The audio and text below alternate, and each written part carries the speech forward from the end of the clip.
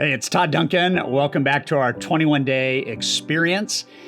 This is called the 2020 Gave Me hashtag campaign, hashtag 2020 Gave Me. And what I'm talking about is 21 out of 47 gifts that I journaled last year that were gifts that I really felt because of everything that we were going through in the world, in America, in our states, our counties, our cities, gifts that I think were really important to lock onto. Today is day 7, and the 7th gift that 2020 gave me is the gift of love. For all the reasons that are probably obvious, and maybe some that aren't, COVID unlocked for me a new depth of empathy, compassion, and really urgency around love. I'm going to come back to various elements of this through different gifts as we move through our hashtag 2020 Gave Me series. But I want to talk specifically about how this played out in my life. This might sound kind of crazy, and I admit, I understand, but the most important love that you ever have is the love you have for you. This is called self-love. Not a love of pride, not a love of ego, not a love of posturing or boasting, but rather a deep love for who you are becoming, and living out your best life possible. If you missed day 1 and day 2, go back and view those, the gift of life and the gift of purpose.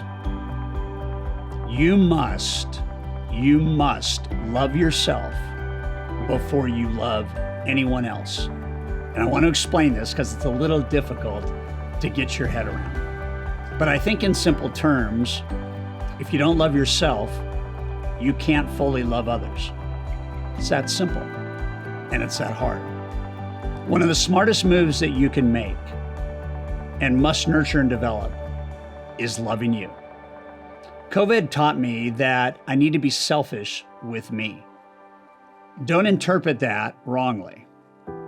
I believe my relationship with myself is the most defining factor in shaping the kind of life I want to live. And it's true for all of us that our reality depends on much we love, how much we love, and how much we take care of ourselves. The less we love ourselves, the less we listen to ourselves, and the less we understand ourselves, the more confused, angry, and frustrating life will be. However, when we begin and continue to love ourselves more, the more of everything you start to see, everything you do, and everyone you interact with starts to become better. At extremes, we can move from self-hatred to self-love. At extremes. I am no way suggesting that any of you are on the wrong end of that spectrum. I'm just telling you, there's a lot of people that don't love themselves. We can go from being our own kind of weight when we have low self-love to really becoming the wind beneath our wing when we have high self-love. We can dive into depression, or we can soar on the wings of our love for ourselves. The pathway to this love is found in other gifts like grace, forgiveness, gratitude, and surrender. And we're going to cover each of those 4 gifts as we continue down our 21 days together on 2020 Gave Me. But right here, right now, it's about taking steps to become your best version of you. And while we can't do all the work in a 10-minute video, I can give you some good things to think on. I call it my best me. Here's the first thing. What are the 3 personality traits that you love most about you? In other words, what are your personality gifts? Here's another question. If your body had the ability to talk, what would it say? When you look in the mirror, when you see yourself, what would your body say? And how do you transition that into love talk? What's the best compliment you hear often? And what does that make you feel like when you hear it? Do more of that. What are 5 things that you're awesome at? that you don't have to work hard at, that if you could orient your life experience around more of those 5 things, you would have a deeper and different love for yourself. When do you feel the happiness? And when do you feel the happiest? What makes you happy? And what makes you feel happy? On a scale of bad to great, how's your self-talk? How's your mental health? Not in the area of mental health in the most severe way, but what do you say to yourself? On a scale of bad to great, how's your physical health? It's probably never going to be perfect, but could it be better? And if it were better, what would you say to yourself? And if it continued to get worse, what would you say to yourself? Assuming that it's something you can control and not something medical that you can't. Who loves you the most and why? And what do you love about them? Park on that. Enjoy that. Drink it in. How natural and maybe effortless those kinds of relationships are. Do you have a list of 20 things that make you happy? I open one of our cabinet doors every morning and I've got a list of things that I look at to get my mind in the right shape for the day. And I have a list of 20 things that make me happy. I don't do all 20 every day, but I try to do some of them each day. What are the 5 to 10 things you can start doing to get better care of yourself? You know, you think about that and you think about the gift of action. Think about the gift of trust in yourself. What are the most common negative tapes that you play in your mind? And how can you go about fixing those and reinventing them and, re-recording them? What are your gifts that make you unique and attractive to the marketplace? What do you love about your appearance? Where do you feel the most safe and loved? What would you tell your younger self looking back at you now? Where would you ease up? Where would you turn left instead of turning right? What are the great lessons that yesterday taught you? And I park on this idea of self-love, not for any reason other than it's the greatest love that exists besides the love between you and your Creator. And the reason why it's the greatest love that exists is because when you love you, you create space to love others and to be loved by others. And when you're in a healthy mindset of taking care of you, and you have those conversations that make you feel good about you. We've all had them, right? We've all had those conversations.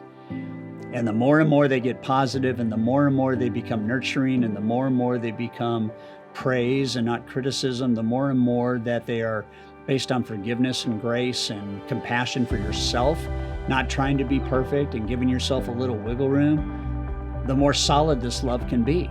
And the more valuable it becomes in your world for you and the world that is close to you, your family and friends, and then the world in which you work and the people in which you serve.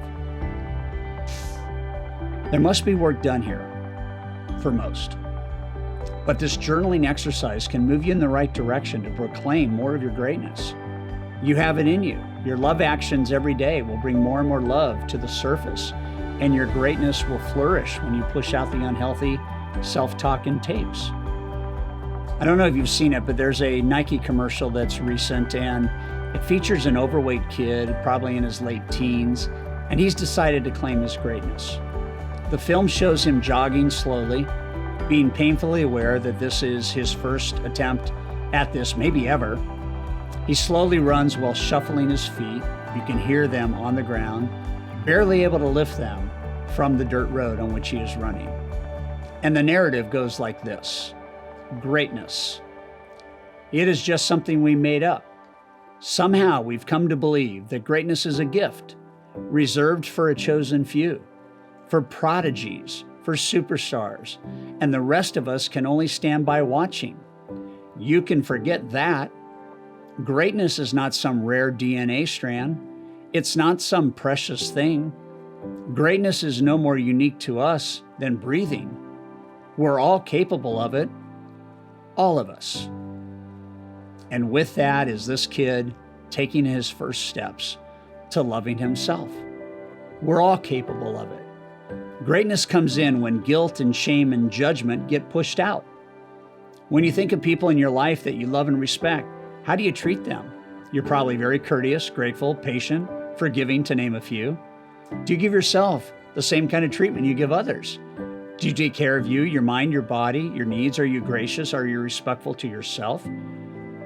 Here's one of my quick hit lists of loving myself. Just a checklist. It's got a bunch of boxes on it, and I try to orient around sleeping deeply, eating healthy, and I have a nutritional strategy, meditation and spiritual connection, regular and effective physical workouts, thanking myself, praising myself, playing and being spontaneous in life, family, friends, no toxic anything, no toxic anything, no toxic people, no toxic news, no toxic food, no toxic substances. Why?